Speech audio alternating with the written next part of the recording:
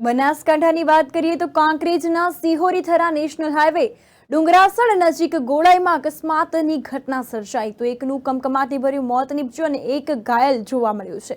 ગુજરાતના અનેક શહેરી વિસ્તાર તેમજ ગ્રામ્ય વિસ્તારમાં અકસ્માતના બનાવો સતત વધી રહ્યા છે અને મુખ્ય કારણ ઓવર સ્પીડ સામે આવતું હોય છે। ત્યારે વાત કરીએ તો ટ્રક અને બાઇક વચ્ચે અકસ્માતની ઘટના સર્જાઈ હતી અને આ અકસ્માતની ઘટના ઘટતા જ અનેક લોકો ઘટના સ્થળે એકઠા થઈ ગયા હતા। કાંકરેજના સિહોરી-થરા નેશનલ હાઈવે પર ડુંગરાસણ નજીક ગોળાઈમાં અકસ્માત સર્જાયો હતો। તેમાં એકનું મોત નીપજ્યું છે, એક ઘાયલ થયો છે અને ટ્રક અને બાઇક વચ્ચે આ અકસ્માત સર્જાયો હતો। ગમખ્વાર અકસ્માતની વાત કરવામાં આવે તો બાઇક લઈને હવનમાં જઈ રહેલ વડા કુવારવા ગામના આરવભાઈ દેસાઈ નામના કિશોરનું મોત નીપજ્યું હતું તેવું સામે આવ્યું છે। ત્યારે મૃતક આરવ જે છે તે ગામના સંબંધીના બાઇક પર સવાર થઈને જઈ રહ્યો હતો હવન પ્રસંગે તેવું પણ અહીં જણાવવામાં આવ્યું છે।